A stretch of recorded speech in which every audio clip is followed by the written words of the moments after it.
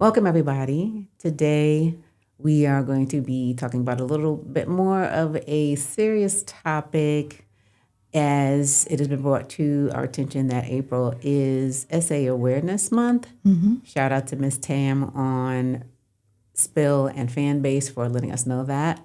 And we want to jump right in because we're finding out that there are many people who have been assaulted in this manner at some point in their lives, many during childhood. And it seems like it's probably more than what the statistics even show. So if you ask your circle, they know that either they themselves or they know someone who has been victimized in this manner. So it's a very important topic. The act has lasting effects on the victim, and it's important that awareness is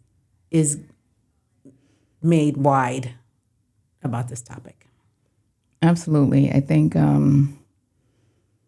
SA covers, it's a broad spectrum topic, and it can cover child abuse, incest. It can cover grooming, any kind of SA assault. And it runs the gamut, not just, sometimes folks think it's about the actual act in terms of, I don't know how much you can say in terms of the actual full on act, but it can't even be a kiss. It can be groping. It can be touching Right. and feeling. It can be made, a woman can be made, or a man in certain cases can be made to feel totally uncomfortable. And the operative word is always no. And it seems counter to protecting yourself, but it actually isn't. If you decide, you can have a feeling, and in one moment you seem to be okay with the process, and then another you're like, no, right? And what happens in between that process sometimes is this. You probably are not with the process, but you want to be amenable for whatever reason, right? Especially if you are someone who has developed codependent behavior, you will feel somewhat it's obligated to kind of roll with it, or you feel that you don't want to get the person upset or disappoint the person, whatever the case. And then somewhere along the line, you're like, no, this is not what I want. I'm really not comfortable with it. And you set the boundary line, and that is when folks sometimes push past your boundary line, right? So a no is a no. A hard no is a hard no. It's just no. It's not even the explanation beyond that. It's just no, I don't want to do it. But it is more prevalent than we think. It has been quoted like statistically that many women do not report it. It is grossly underreported, right? And it's a tough topic, a tough experience to recover from, especially depending on how it occurred. Yep, absolutely. And as Gigi just stated, it comes in many forms. It can be people you know. It can be a stranger with a gun. It can be a relative. It can be a trusted teacher. It could be a pastor. It could be a sibling. It could be anybody. Yeah. It could be anybody.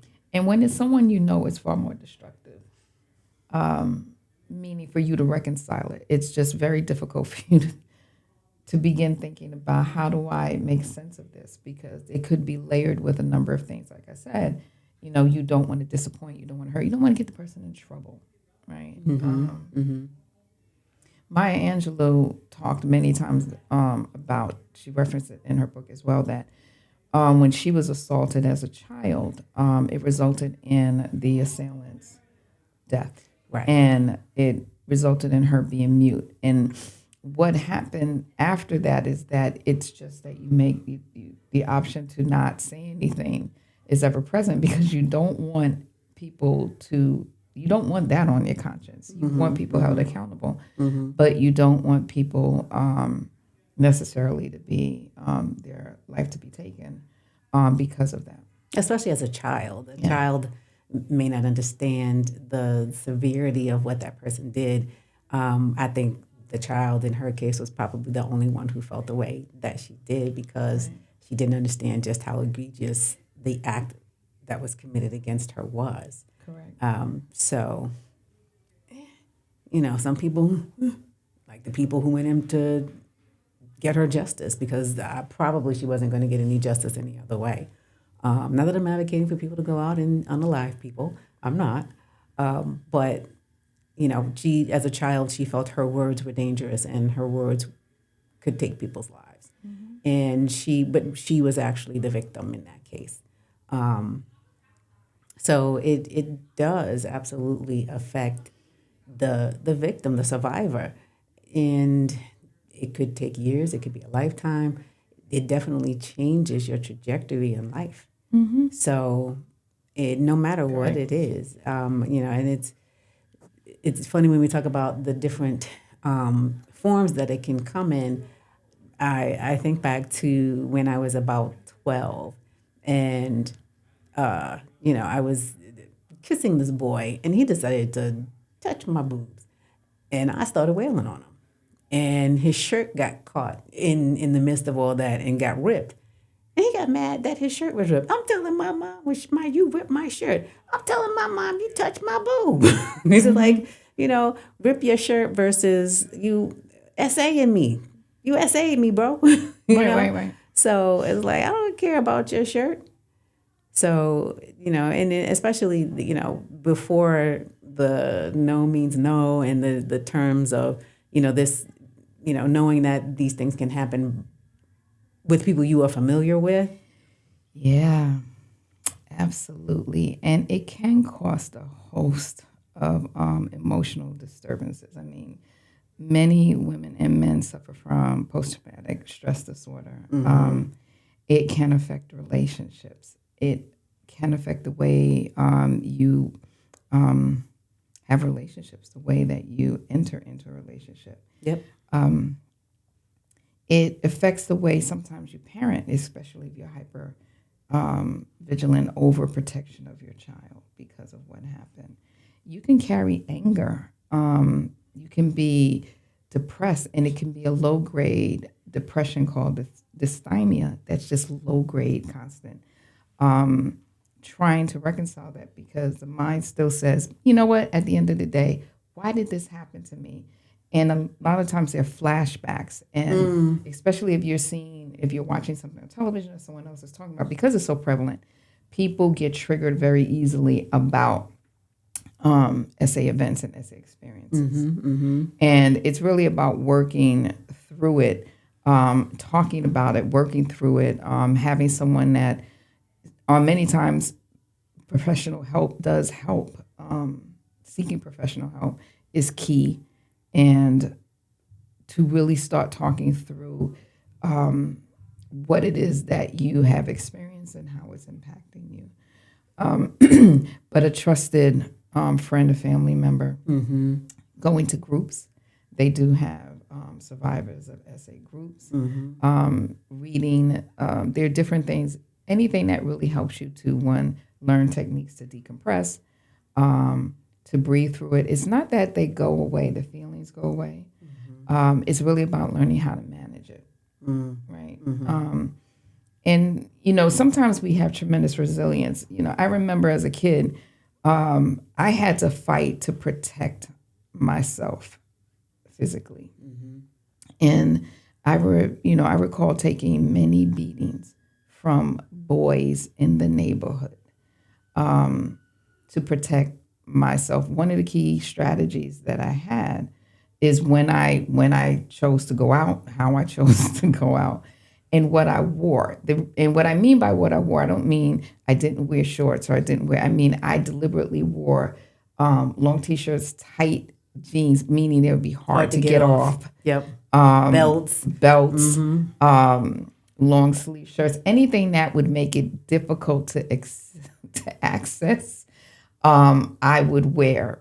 And I recall getting like punched in the eye, beat up, like tackled, fighting, fist fighting, to protect myself Right, as a right. young. And it wasn't okay. And sadly, there were friends around me that wasn't as fortunate. Right. I witnessed things, so there was a lot of vicarious trauma that I Right. witnessed as well. Right, right. But it wasn't easy, and I think one of the key areas that women always want to be because you hear about this is when you live on campus, Yeah, yeah. women and men, but predominantly more women, are highly susceptible to sexual assault on campus. Yeah. And I am a victim of sexual assault on campus. And it was a very challenging time for me because it was very difficult to make sense of it. And I had, in terms of the campus police and pressing charges and just all the threats about,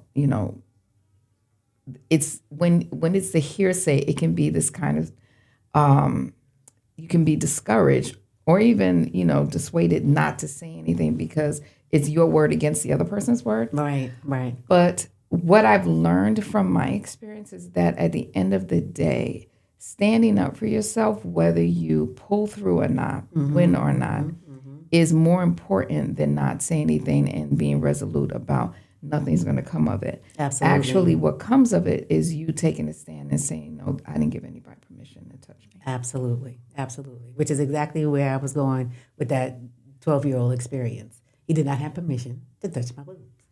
It was like, no, you don't get away with that. I was like, you want to do that? You asked me. And at that point, at that age, that was a no. That would have been a hard no. Yep. So he got socked for it. Yep. And his shirt got ripped. And I'm not sorry. And it's again very, very difficult to push through on campus because then you also have the weight of trying to succeed with your grades still on top of you. And how do you push one aside to focus? I didn't. I did not do. I actually decided what was protection for me or what made me feel safe was not to be visible on campus. I stayed in my room a lot, which meant I didn't go to class. Go to class, yeah. So eventually there was going to be consequences for not going to class. Right. So I had incompletes or failed courses.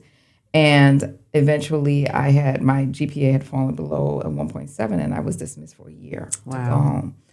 And I went home and it was funny because right about that time, I had actually successfully was accepted to the apartments, which was about a mile away from campus. Now, it wasn't that there weren't students there, but at least it was, you probably have 3 students to an apartment. Right. And I had my own room in my apartment. Not that you completely protected because the situation that I had was the craziest experience, which I'll get into a second, but I wound up having to go home for the year. Right. And after going home for the year, I had the opportunity to return to the campus and chose not to. And went commuted instead of staying on campus and completed my degree at another university. And it left me rattled for a good majority of my adulthood. Right. And it was such an innocent thing. And this is why I said you have to be mindful. I just had a knock on the door. Well, actually, it was a knock on the door. Gentleman came off the elevator, and we had the same class and asked me for notes. Yep. And I didn't invite him into my room. I left the door ajar, and I said, wait a second. But my desk was about 30 feet in. And when I was looking in back then we had the big binders. Right. And I'm going through the binder looking for the specific note. That is when he barged in and locked the door. And it was just a full onslaught of, I couldn't believe. And it was funny because I used to think about this whole notion of essay. Yeah. And I would wonder, like, how does it happen? Like, do women have the opportunity to fight and everything? And I can tell you, no. Right.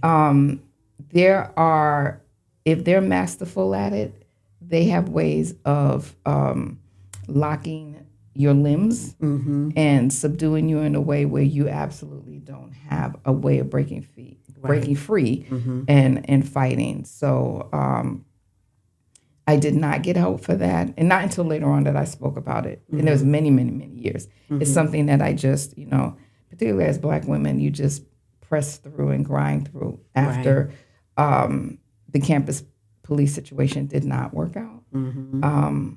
I just said it's something that I need to move through, but I definitely pivoted and moved differently in the world. So my trajectory is quite differently. Quite different after that. Yep. Yeah. So I do tell that, I always say this to young women, to just be alert and mindful. And it's going to be someone that you know, someone that you have classes with, because people watch you, right? And people have thoughts and feelings that you have no idea. And sometimes it could be as random as you're walking by and it's just something about you that someone will decide that they'll target you. Absolutely. Absolutely. I know I have a relative who was the different scenario, the other scenario, assaulted at gunpoint by a stranger. And it was two of them, her and a friend. That's horrible. Yeah. And, one was Ard and the other was Est. And, with this person with a gun there. And it's got to be one of the scariest things that I can't imagine what it is. To be essayed at gunpoint. Right. I can't imagine. Right. The trauma, the fear. The one person I heard talk about it was the actress Gabrielle Union, because she was essayed at gunpoint, and how traumatic it was for her when that happened. But I can't imagine. It's and the one thing that's about survival, right? And trying to stay alive. Right. And when they are brandishing a gun, the reality is that they very well could shoot. And there are women who have been essayed and their lives have been taken. Yep. So there is, no shame in allowing yourself to just go with it. And sometimes you disassociate in the moment, but it's really about staying alive and then, the journey of healing afterwards. Right. At that point, if you're at gunpoint, it's like, okay, come on, let's go. Let's get it over with, And sometimes at that point, when you take away his control and you're in charge of the situation, he might walk away from that. Correct. All right, come on, show me what you got. Right. You gonna get all you need a gun to do it? Let's go. What you got? And one thing you want to keep in mind is that essay is really about control. Especially art, and it's really about R&S. It's really about control. It's not about the gratification. Yep. Whether there's a bodily reaction or not doesn't really matter. It's really about control and power over their victim, right? And the other thing is that sometimes a victim will physically respond to an act, and sometimes that's very confusing. Right. But that has nothing to do with desire or minimizes the assault or being victimized. Your body can react regardless of what's happening to you. So there is definitely a disconnect between what you think the mind should be doing and feeling versus what the body is reacting to. So I just want to put that plug in, because sometimes this has happened to women and they've been very, very confused about that reaction. But know that is really about control. It's really about power. It's really and it can be anything that sparks them to come after you. Right. It's not anything you've done. Yes, you can dress the way that you want, All I would say to anyone is know that there are people who, think that that's permission. So you want to be able to manage it appropriately, not to change what you're saying, but you just want to be mindful that you can only control you. You can't control people. And though you are not enticing, egging, you're not doing anything wrong with people, but you just can't gauge sometimes who someone is. Right? And talking about clothing, you could be as zipped up as I am in this jacket, long sleeves. This even comes down over my hands. You could be completely, and it doesn't matter. So when people want to talk about, look how you dressed and whatever, no. You could be fully, and they're still going to come for you if that's what they have on their mind at that moment. So no, it's not about your skirt's too short and you were asking for it with that small top. No. It's like if somebody has this on, are they asking for it with this on? No, they're just going to make another excuse because they don't want to put the onus on the person who committed the act, the artist. Correct. So because it is on them to control themselves. Exactly. It is not, you don't have to control someone. Exactly. Right? And if again, this can't control them, doesn't matter what you're wearing. correct. And even if you started making out, Right. And you said no. So that's why the whole idea of what you wear doesn't apply. Absolutely. Because you can start making out with someone and say, no, I don't want to go any further. And if they press the issue, that is considered R. Yes. So I'm talking about, these are legal definitions. Yep. Right. You can start and making out to the can, point that you're butt naked and say no. As long as that act has not started, I changed my mind. No, I don't want to do this. Right. The end. Right. Because it stops being consensual. Butt naked. It stops being consensual. Yep. Period. It stops being consensual. That's yes, it. sometimes it's difficult to prove, but it stops being consensual. But it can be proved. It's really about just speaking your experience, speaking truthfully to your experience, and that's it. And what happens is people a lot of times weigh the excuse, well, because I was in gear, then I'm not responsible. Yes, you are. Yeah, you are. Yeah, you are. If you can't stop because you were in gear, you are a R. Yes. You are. You are in gear. You are. It doesn't matter whether you're in gear or not. are. You need to male, female, whatever. pump the brakes. Non-gender. Somebody tells you no. Don't care how whatever eggplanty it was and juicy whatever. You can't stop. You are a R. And don't know if there's hope for that. Can they be helped in any way? But there is legal ramifications for it. Yes. You can be arrested. You can do jail time. Period. So if you want to stay out of jail, Period. or you don't want to get people of Maya Angelou, because there are people who will come after you. There are. There are, because there are people who love the people that get assaulted. That can happen. We don't want anybody to have to end up in jail. We don't want anybody to have to end up unalive, but we don't want anybody assaulted either. So try to get some control help, to help a mantra to say or something, but it's on you. Correct. And you are AR if you're going to come up and talk about, I was already going, it's not my fault. It's your fault.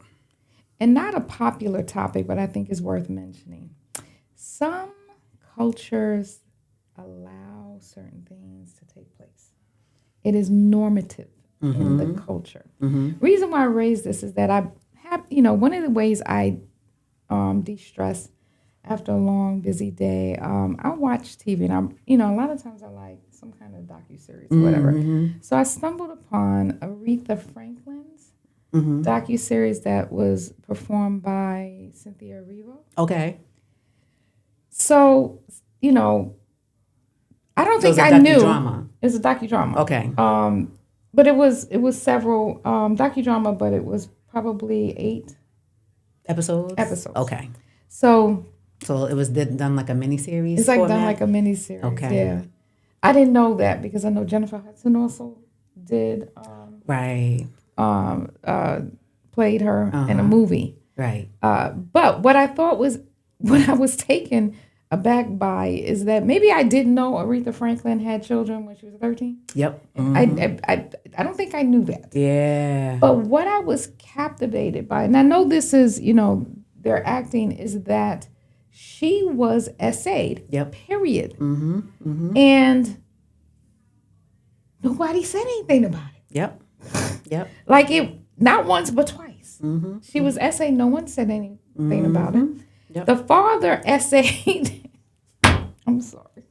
The father was guilty of a minor child, right? And it was really about, well, what, and I think that because I didn't understand why the father underreacted until I understood the father had been responsible for something quite Aretha's similar. father. Yes. Right. Right. As a pastor. Yep. There was a 12-year-old who was pregnant at the same time.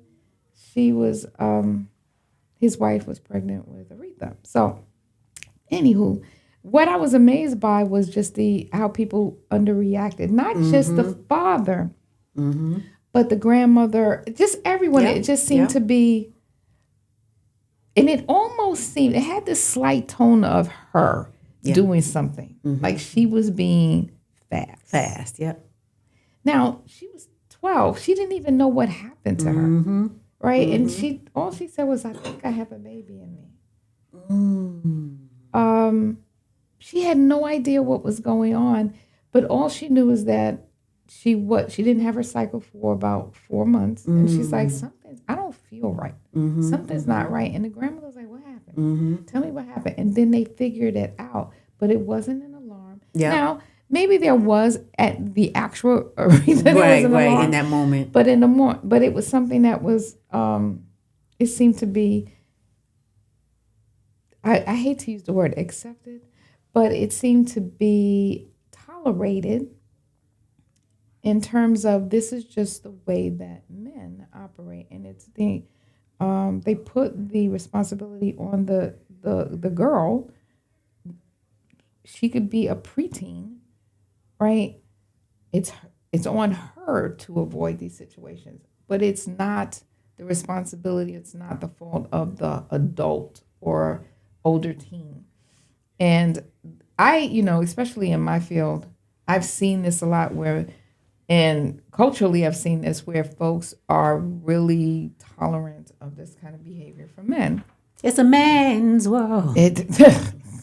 But my gosh, it's a man's world. They'll say, well, they're a man. It's for you to say no. Yeah, they don't take no all of the time. And that made me think of, I remember watching an early episode of Oprah, where there was a pregnant 12-year-old girl and her mother on the show. And the mother was like, she big enough to do this, then she's big enough to have this baby. And the poor child was sitting there looking like,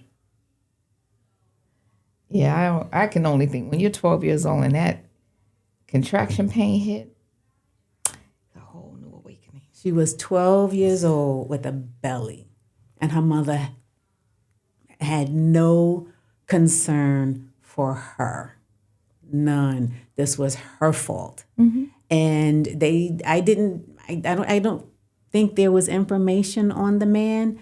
So I'm assuming that it was a similar thing.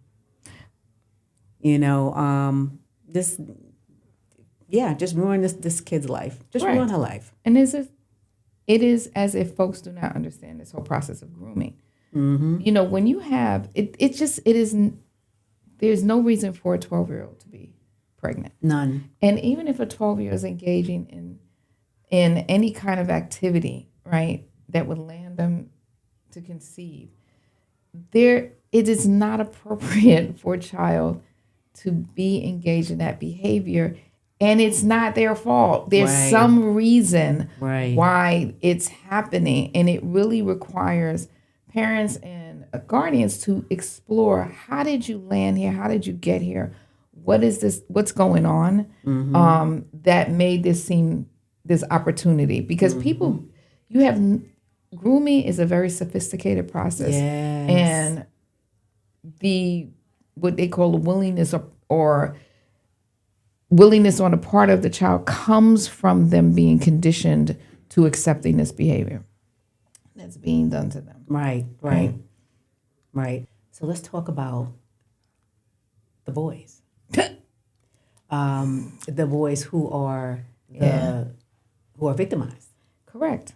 Um, Yes, boys, men are victimized. particularly what I've seen in when it comes to certain demographics, that there are adult men who will groom their own little boys, their own little relatives, into being essayed by an adult woman, typically a woman for hire, while they're 12, 13 years old, and make them think that this is what makes them a man.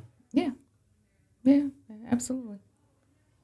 And it's not something that's, very rare, unheard of. This doesn't really happen. It happens. It does It happen, happens. and it doesn't help with young men growing up and having really functional relationships with women. Right. They tend to compartmentalize their feelings. Women are more like commodity. They kind of breeze through them. They don't. Maybe the only woman in their life that doesn't fit within that context might be their mom. Their mother. Yeah. Everybody else is a conquest, something to conquer. Everyone else is a conquest. They see through the eyes of that woman. Yep. That took advantage of them, and they just can't, or they're completely shut down, right? And this makes me reference. I don't know if anyone has seen Antoine Fisher. I mean, it was based on his story, and it's interesting. He wanted to go to film school and screenwriting school, and so in doing so, that he was encouraged to write his story, and it wound up becoming a screenplay. Right. Right. But in there, the kid, who plays the young Antoine, is essayed by the older daughter of the foster mother. And he is you can see visibly traumatized. He goes through PTSD. He has a tremendous amount of anger. And the way that he experiences it, he cannot connect with women at all. And, they're joking about him, being soft and, not liking women. And it wasn't the fact that he didn't like women. He had actually was a virgin in this screenplay. He had maintained himself as a virgin because he just could not connect with women after that experience. Right? And the things that she had him doing at 6. So yes, too early introduction is very challenging. And I do know young, even preteens who were taken to, places where women work, and they were introduced as a rite of passage. And though they may have said it was cool, many of them, the assumption is that they're great with it. Many of them were not. They, Right. The young men that I know, they were not okay with it, right? They felt violated. Yes, it's okay to feel violated, young men. Yes. They Yes. felt they just thought it was something that was disgusting. They didn't think it was something that was beneficial, Right. in any way, shape, or form. Right. So Right. A lot of 12 and 13-year-olds aren't really thinking about that. they're not. They're thinking about football or, The games. Xbox. In my day, what was it? Atari. Right. So, and that's very similar to the experience of a family friend, someone from my mother's generation. The babysitter was an older girl, and she decided to, the kid was 9, the person was 9 at the time, and the babysitter was noticing, certain body regions, and called up her friends and said, "Hey, this kid I'm seeing got a big eggplant." And the friends came over, and proceeded to run a train on his 9-year-old boy. That's horrible. So, yeah. Oh my goodness. Yeah.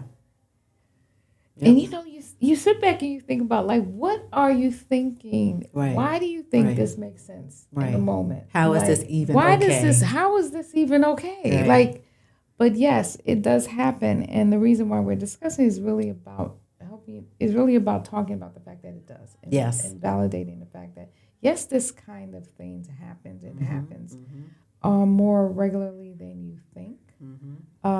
Wherever there's an opportunity, and when it comes to it's something that is random, right? Right. It's spur of the moment. Like Yep. again, this woman, this young adult, whatever, is just sitting with the kid, Right. and the thought pops Pops into her head. her head and proceeds to Make a set phone up a call. process, Yep. yes, for this to play out, not just for her benefit, but for the benefit of Of others. her friends. Yep. And they all thought this made sense. Now, and I don't know what they think. The kid will forget it. They won't. I mean, I don't know what they think. Or this is normative because he is a boy and not a girl. Excuse me. But I will guarantee you that child is impacted and negatively, not positively.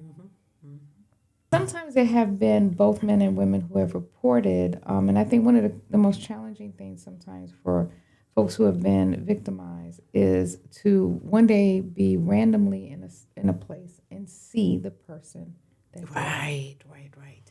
And what do you do in circumstances like this? The first thing you can do is take a deep breath. It's really just close your eyes and take a deep breath because, yes, this is the person. But don't be alarmed by whatever reaction you have. Right. You may cry, you may scream, you may run, you may dart, you may shrink in the moment. You may find yourself really having anxiety reactions afterwards or feeling depressed afterwards. And depression really is sadness, prolonged sadness. You can feel sad for 2 weeks. Anything beyond 2 weeks can progress to depression. It's this low feeling, emotional with fatigue where you can't get out of bed. Things don't make you or exciting or inviting. But you can experience these things afterwards, because that is the trigger that has you revisit the event. Right. And it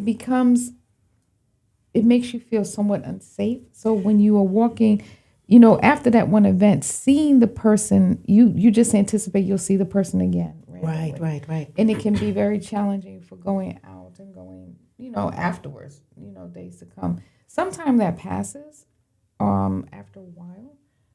After not seeing them several times afterwards, it will pass. And, maybe by the 10th time you feel a bit more comfortable. And sometimes that continues. When it does, it's a good time to seek some professional help. And let me tell you about therapy and professional help or groups and why this is important. You don't have to go for any extended period of time. You can actually go for 1-2 sessions just to talk it through, to get some perspective, develop a strategy, and then take those tools with you going forward. You can attend a couple of groups. You can sit and listen. Sometimes just listening to other people's story helps you to figure out what you can do to manage your own symptoms and your own experience and feelings about it. Or you may feel like you want to take action if you see them. And hey, everybody's responses are different. Everybody's reactions are different. And, I was contacted on Facebook decades later after a high school assault. And I'm like, really? Sending me a friend request? Are you kidding me? Emboldened. And I went to that keyboard, and you mother bleep de bleep and bleep, and you have the audacity to friend request me, mother bleep, and I see you got a daughter and you out here reaching out to me and you helped give birth to a child, unless you probably already took care of her too, because you're probably that nasty, mother bleep de bleep de bleep. Yeah. Well, yes, I can see. Yes, you can. That's fine. That's absolutely fine to do so. And is and then it's like then I hit the block button, so now you Right. can't reach me no more. And Right. what happened when I hit the block button? He went after other Oh, victims wait. or attempted Okay. victims. Oh, wow. Yeah, because there were other people that he had. One I know somebody who he came after. She managed to get away in high school, and then he found her on Facebook. She was like, he friended me, and I was like, yeah, because I told him that he probably essayed his own daughter because he's that much of a monster, and so he's mad and he can't say anything to me because I blocked him. So he went after her, and then I found out from a male friend that he was physically aggressive with boys in the school. Yeah. Wow. Yeah. He was a Yeah. football player. It's a compulsion.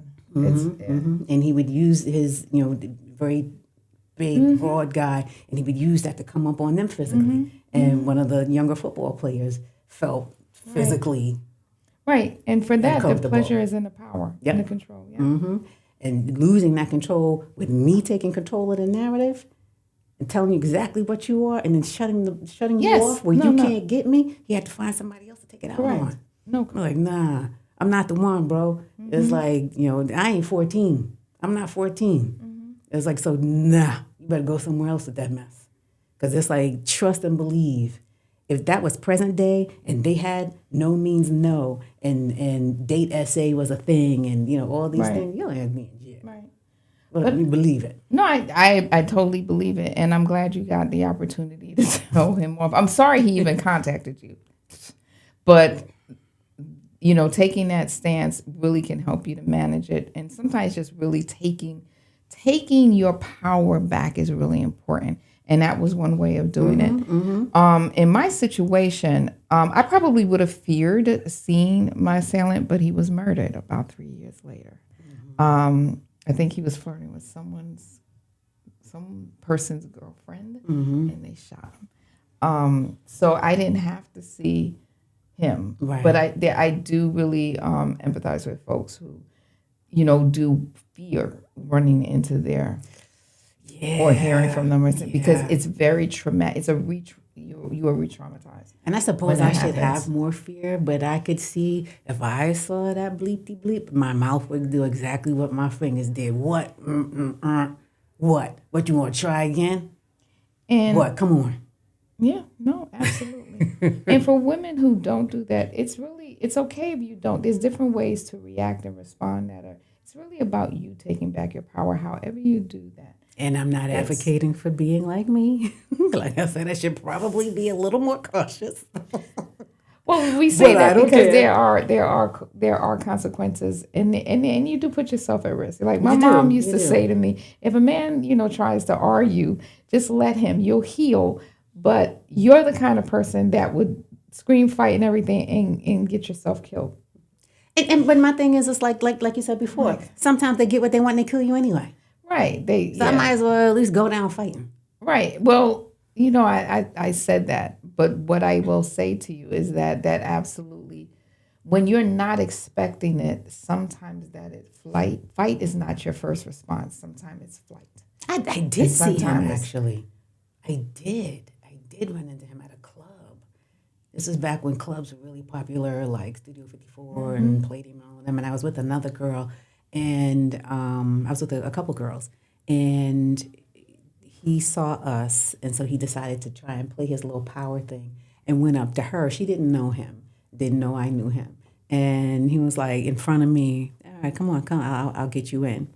And so he went and paid for her to get in, and she left him. She was like, okay, thanks. And then she left. And so he had the audacity to come back, but your friend is rude. I paid for her to get in, and she left. I was like, I didn't tell you to pay for her, did I? That's on you. And he just walked away because there was what else could he say? Yeah. I was like, come on. I was like, don't try me. Don't try me. I got mouth. So, like, you caught me by surprise at 14, but, Correct. so. But yes, so girls, boys, men, women, fluid, non-gender, if somebody is making you feel physically uncomfortable,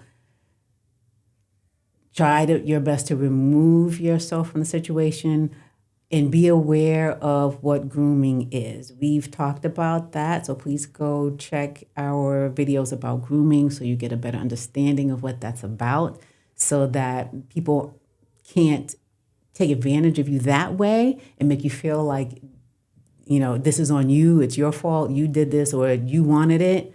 And find ways to protect yourself, have a support system, self-defense, take a self-defense class, do what you got to do. And if these things have happened or you find that it does happen, seek the support systems, the groups, the therapy. Seek the help. Seek the help, because it does change something in you. It does change something in you. It changes your trajectory. It changes what you feel you deserve in life becomes different. The dreams you had about certain things become different. And you deserve to have all the dreams that you wanted to have. So do what you need to do to get yourself as close to back on track as you possibly can. Correct. And don't second guess yourself at all. Don't minimize, dumb down what happened to you. And you are as important as the person who harmed you. It doesn't matter who they are, what they come to the table with, what they could lose in terms of reputation or their freedom. You are most important. If you say no, if this was not consensual, if you were not, they are the person who's wrong. Yep. And they are putting their freedom at risk. Yes. They are putting their reputation at risk. This is not your responsibility to protect anybody. Right. Right. But yourself. But yourself. But yourself. If it, walks like a duck, quacks like a duck, it's probably a duck. It's a duck. Right. Yep. Absolutely. And we do use grooming a lot. We speak about grooming in context of young, like preteens or teens, but you can be groomed as an adult. Absolutely. So don't think you can't. Grooming is very subtle, but very, very successful, right? Someone can be very successful. It is intended to get you to yield and lean in the favor of what the person wants. Yep. I've witnessed it and seen it happening to fully grown adults with grown children, almost grown children. I've seen it happen. Yeah. And stop trying to talk people out of stuff. If you don't feel good about it and they are pushing back, that is your, just leave, just let it go. Don't try to convince them or prove this. I am telling you, because they are skilled. Grooming people who know how to groom are very, very skilled at manipulation, control, and they usually are undiagnosed narcissists. But yes, Walk away. Yeah. Walk away. Yeah. Another place where I'm a little like, I like messing with people like that. See, but I know who they are. I know what they're doing. And I get a kick out of it because, we end up, they go running and screaming and you a hater and yeah, especially if they want to touch you. It's like, no, touching me. no. Thank you for watching. Yes. That's the end of our podcast today.